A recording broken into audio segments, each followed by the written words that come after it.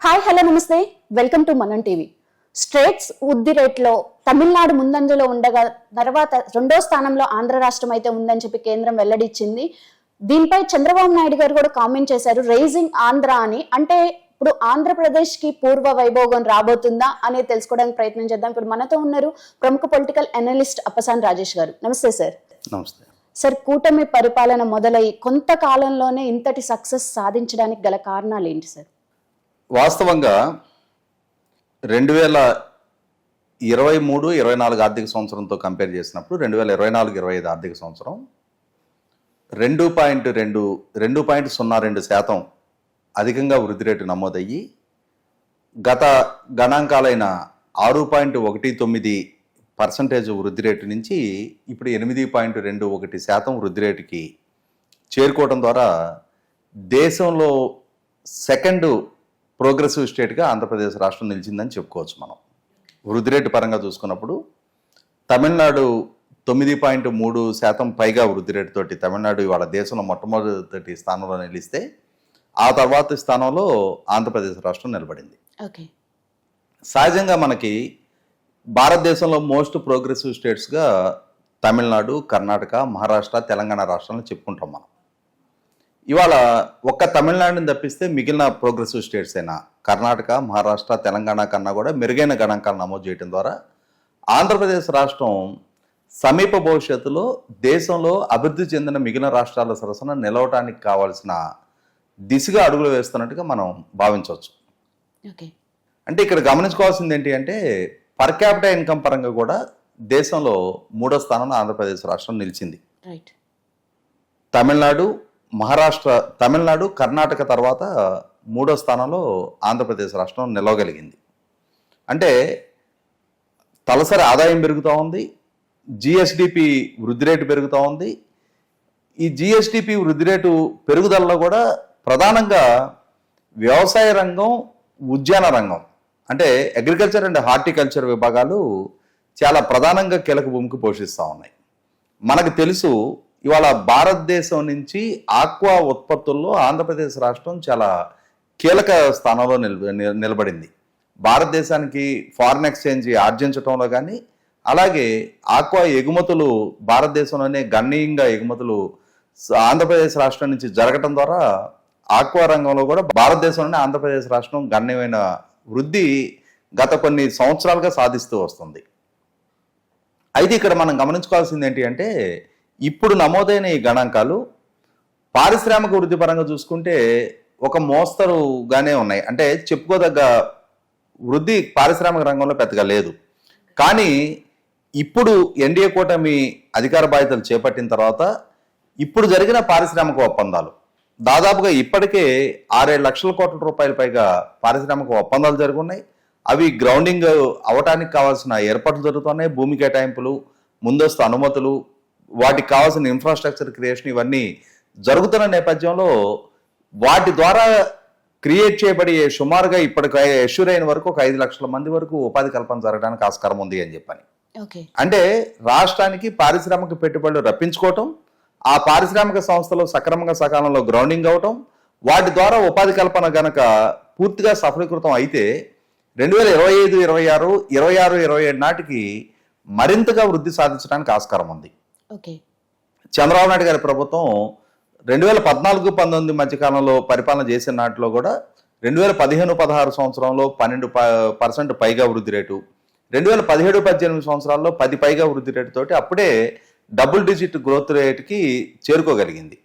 ఆ తర్వాత 2019-24 మధ్య జగన్మోహన్ రెడ్డి గారి పాలనా హయాంలో ఈ జిఎస్డిపి వృద్ధి రేటు గ్రాడ్యువల్గా డిటీరియేట్ అవుతూ వచ్చింది.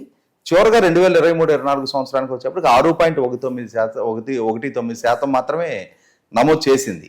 వాటితో పోల్చి చూసుకున్నప్పుడు ఇప్పుడు 9 నెలల కాలంలోనే, అంటే మార్చి ఎండింగ్ వరకు వచ్చిన గణాంకాలు ఇవి. మార్చి ఎండింగ్ వరకు వచ్చిన గణాంకాలు అంటే జూన్లో ఈ ప్రభుత్వం పదవి బాధ్యతలు చేపట్టిన నాటి నుంచి అంటే కేవలం 8.5 నెలల కాలంలోనే ఈ స్థాయి గణాంకాలు నమోదు చేయగలిగింది అని అంటే 100% ఇప్పుడు రాబోతున్న రోజుల్లో ఆంధ్రప్రదేశ్ రాష్ట్రంలో టేకప్ చేయబోతున్న ప్రాజెక్టులు, అంటే జరగబోతున్న కమర్షియల్ యాక్టివిటీ, గ్రౌండింగ్ అవ్వబోతున్న సంస్థలు, వీటన్నిటితో పోల్చి చూసుకున్నప్పుడు real estate and construction market పుంజుకోవడానికి ఆస్కారం ఉంది. ఓకే. అంటే ఒక real estate and construction market కనుక పుంజుకుంటే దాని రెలవెంట్ వ్యాపార activities like cement suppliers, electrical fixtures, తర్వాత పెయింట్స్, హార్డ్వేరు, ఇట్లా ఆ రిలేటెడ్ చాలా రంగాలు పుంజుకోవడానికి ఆస్కారం ఉంటుంది. వాటి మీద డిపెండ్ అయిన ఇండైరెక్ట్ ఎంప్లాయ్మెంట్ విపరీతంగా పెరగడానికి ఆస్కారం ఉంటుంది. ప్రత్యక్ష పరోక్ష ఉపాధి అవకాశాలు పెరగడానికి ఉంటుంది. దానికి తోడు దాని నుంచి వచ్చే జిఎస్డిపి కంట్రిబ్యూషన్ పెరుగుతుంది. అంటే ఒక్కొక్క రంగం వృద్ధి, పారిశ్రామిక రంగం, వ్యవసాయ రంగం, ఉద్యాన రంగం, ఆక్వా రంగం, దానికి తోడు పవర్ జనరేషన్ పరంగా, ఇన్ఫ్రాస్ట్రక్చర్ రంగంగా పోర్టుల కన్స్ట్రక్షన్, ఇరిగేషన్ ప్రాజెక్టుల construction, road formations, railway line formations, ఇట్లా విపరీతమైన ఎకనామిక్ యాక్టివిటీ చోటు చేసుకోవడానికి ఆస్కారం ఉంది. దీని దృష్ట్యా మనం గనక వీటినన్నింటినీ పరిగణలోకి తీసుకుంటే రాబోయే రోజులు అంటే 2024-25 కన్నా కూడా 2025-26, 2026-27 ఇట్లా ఒక్కొక్క సంవత్సరం ఈ సంస్థల గ్రౌండింగ్ అవుతూ వాటి జెస్టేషను ప్రజలకి ప్రభుత్వానికి అందటం బిగినయ్యేటప్పటికీ ప్రభుత్వం నిర్దేశించుకున్న 15% గ్రోత్ రేటు సాధించాలి అనే లక్ష్యాన్ని వాస్తవంగా 15% గ్రోత్ రేటు సాధించడం అంటే ఒక ప్రస్తుతం ఉన్న గణాంకాలతో పోల్చి చూసుకుంటే ఒక ఇంపాసిబుల్ టాస్క్ గానే మనం చెప్పుకోవాలి. కానీ ప్రభుత్వం అంత ఒక అంటే అబ్దుల్ కలాం గారు చెప్తారు కదా, dream big and try hard to achieve it అని చెప్పని, work hard to achieve it అని చెప్పని చెప్తారు. అలాగే ఒక పెద్ద గోల్ పెట్టుకొని దాన్ని సాధించే దిశగా వేగంగా అడుగులు వేస్తా ఉన్నారు. ఆ అడుగులు వేస్తున్న నేపథ్యంలో కేంద్ర ప్రభుత్వం వైపు నుంచి కూడా సరైన సహకారం అందుతా ఉంది. ఆ సహకారాన్ని కూడా సద్వినియోగం చేసుకొని ఇవాళ రాష్ట్రాన్ని అభివృద్ధి దిశగా పరుగులెత్తించే విషయంలో చంద్రబాబు నాయుడు గారికి ఉన్న అనుభవం, వారికి కార్పొరేట్ సర్కిల్స్ లో ఉన్న గుడ్ విల్, వారికి ఉన్న కాంటాక్ట్స్, వీటినన్నింటినీ సద్వినియోగం చేసుకుంటా, ప్రాపర్గా ఛానలైజ్ చేసుకుంటా, పెట్టుబడులు రప్పించుకుంటా భారీ పారిశ్రామిక ఒప్పందాలు జరుగుతూ ఉన్నాయి. 151,000 కోట్ల రూపాయలతోటి Arcelor Mittal Nippon steel plant, green hydrogen project, green ammonia project, తర్వాత ఈ మధ్యకాలంలో మనం విన్నాం బల్క్ డ్రగ్ యూనిట్, టీసీఎస్ సంస్థలు, డేటా సిటీ, అలాగే BPCL refinery, semiconductor units, ఇట్లా రకరకాల అంటే నాన్ కన్వెన్షనల్ పవర్కి తోడు ఇవన్నీ కూడా అడిషనల్గా మనకి పెద్ద పారిశ్రామిక ఒప్పందాలు గ్రౌండింగ్ అవుతూ ఉన్నాయి.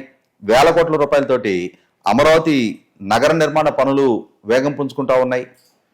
సింగపూర్ కన్సార్షియం తోటి స్టార్టప్ ఏరియా కూడా మళ్ళీ తిరిగి గాడిన పడే సూచనలు కనిపిస్తూ ఉన్నాయి.